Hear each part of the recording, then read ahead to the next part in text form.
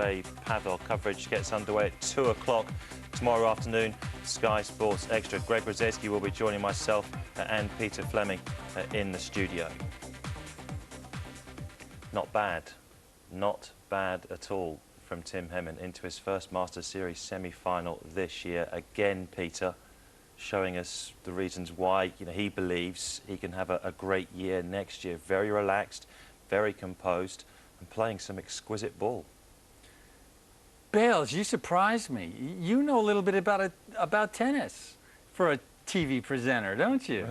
Why do you say that? You got that one right. You're getting them right all over the place. I know, I know. And you picked, sorry, who did you went for who? I got to say, you know what? I had forgotten how well Tim Henman can play tennis. It's been a little while, but that was an exceptional performance. Even better than last night's against Kierton, better than the night before that against Grosjean. Why? Why was it better? It just was. Absolutely. He played a better opponent. He had to hit a lot more shots, and his game was totally varied. I mean, he used every shot in his arsenal and used them well. The first volley from Henman today, in particular in the opening set, was near perfection. Absolutely right. Henman's first volley has always been about the best shot in his game. And he is probably, if not the best volleyer in the game today, certainly one of the best 2 or 3. And you can see Federer got returns down low, and still Henman parried them away, no problem. What did you make to Federer's demeanour today? He was certainly more, I think, into the match than we've seen him this week. But once the first set had gone, he crumbled. Yeah, well, he definitely, he looked as though his resistance was gone after that first set because he was so close. He had a set point. And okay, perhaps that's a sign that he's a bit tired or whatever, but I don't think Tim should pay any attention to that. You know, that's the way tennis is. There are a lot of reasons for guys not to play their best. And Tim Henman was certainly perhaps the biggest reason why Roger Federer did not play his best tonight. Are you seeing some new dimensions this week, some new wrinkles in Henman's game that we haven't seen before? Well, we have seen it occasionally from him. For instance, the topspin backhand. The topspin backhand has always been one of these shots that Henman hits very well in practice. Hits very well when there's no pressure on, but has not had a lot of confidence. But look at this. Half volley, topspin backhand cross-court winner. Now, if Henman can come up with this shot in big situations, as it was in the tiebreaker of the first set. And there you go. This topspin backhand return winner, I mean, he almost never hit over his backhand return in big situations before. One thing that Larry Stefanki probably helped encourage Tim to do was to hit over his backhand, and I think that that's a remnant of his days with Larry. The thing that I liked today was that Henman not only was hitting the topspin backhand, but he was also back hitting his first serve again, so that he was able to actually hit low volleys. He was able to hit most of the first volleys rather than just watching him go by after he's hit a little marshmallow serve. So when you combine the two, hitting over his backhand, hitting the first serve hard, then you've got an aggressive player who really can take his game to the likes of Roger Federer. The set point that Federer missed and Henman won proved to be the set winner for Henman and, in hindsight, the match winner. Yeah, no question. This is set point for Roger Federer in the first set. And you'll see that Federer gets this lob over Henman. He does a real good job of getting it to it. But right there, when it gets over Henman, you see Federer starting to come in, but hesitates, stays back. Watch this. Federer, as soon as the lob gets over Henman, well, you can't see it there. He starts to come in, and that indecision costs him. And you can see his reaction. He was not pleased, and not because he missed the shot, but because he missed the opportunity to take advantage of the ball getting over Henman's head. And he just lost his nerve because perhaps the indecision got to him, and that cost him the set. The time that Henman spent away at the beginning of the year with his injury, with his shoulder surgery, 2 or 3 months, he said he started his year really in May.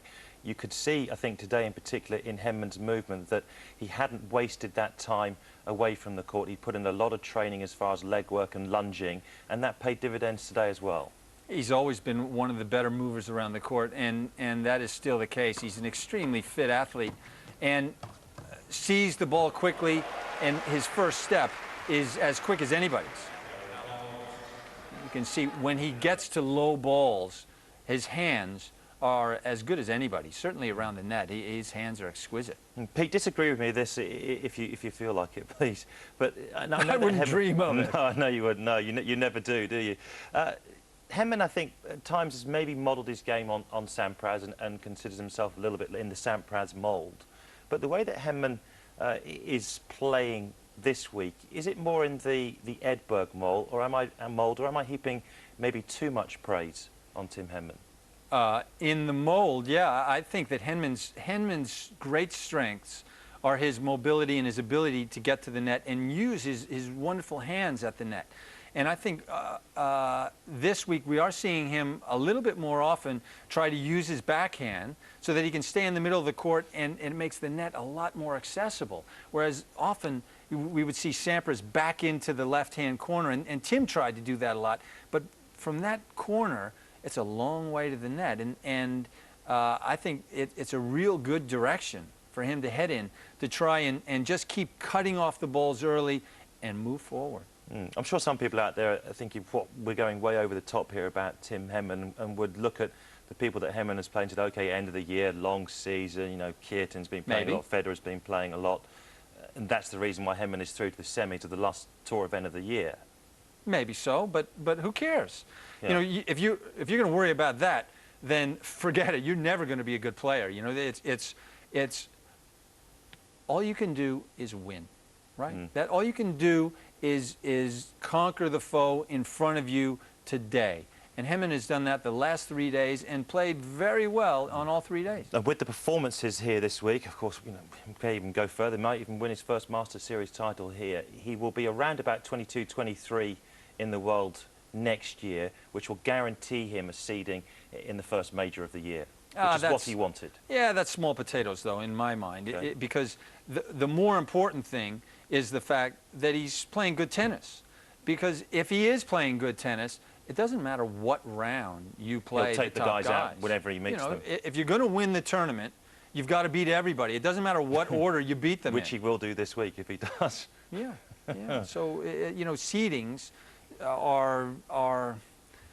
they're only important if you're not playing that well. If you have to need a couple of matches to get into the tournament before you're in top form.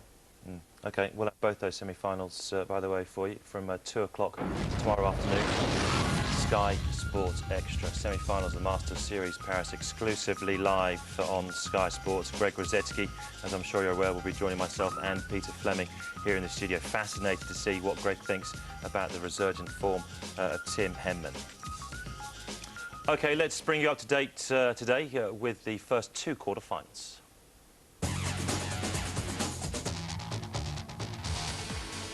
Andre Pavel was the first of the men through to the last 4 with a 3-set defeat of Rainer Schukler, the number 5 seed, 6-2 in the third.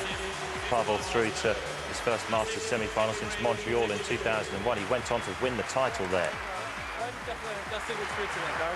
Well, the luck was on my side, put it this way today. You know, I had a lot of lead calls for me going on, and he had a lot of close calls. Not calls, they were out, but, you know, he missed just by a little bit. So, you know, I hope that my luck keeps the whole week. You know, this week is going to be with me, like today. But, you know, if not, then I'm still in the semi-final right here. And in the semi-final, he'll face Yuri Novak. Backed up his win yesterday over Juan Carlos Ferrero with a demolition of the Moroccan qualified Hisham Arazi. Novak still with an outside chance of taking the substitutes place at the Masters Cup in Houston. Good performance from Novak today. There's a little bit of pressure on me today because, you know, I wanted, you know, to keep going after the great match how I played yesterday against Ferrero. So, but definitely my confidence was pretty high. I was playing also the very solid tennis from the baseline, and I'm very happy that I'm through the semi-final. Pete, how do we see this matchup, Novak-Pavel? That's a Tough tough to one. call, I think. Yeah, very tough. I think Novak has to be the favorite simply because he has been playing well all year long. Pavel might be a little bit tired, but he really did play very well in the last 2 sets against Schuttler, and anything could happen, really. Certainly pressure on Novak. As I mentioned, the Masters Cup, you know, the 9th place is available for him to travel to Houston as a substitute, but also, probably more importantly for him, is to finish the year in the top 10 for the 2nd consecutive year. I think so. I think that would be a great accomplishment. People would sort of not be able to say that he was a flash in the pan. When you're top 10 a couple of years in a row, people start to think of you as a perennial top 10er, and that's a nice sort of title to hold. Okay, Pete, thanks very much. Of course, Novak-Pavel, part of our coverage tomorrow from 2 o'clock on Sky Sports Extra. Both semi-finals exclusively live here on Sky Sports. Now, Tim Henman we've just seen go through to the semi-finals where he'll take on Andy Roddick, the new world #1. Roddick today earlier faced Jonas Bjorkman of Sweden. Roddick took the first set 7-5. We join it in the second set with Roddick serving at 3-4. Barry Cowan and Bill Threlfall, your commentators.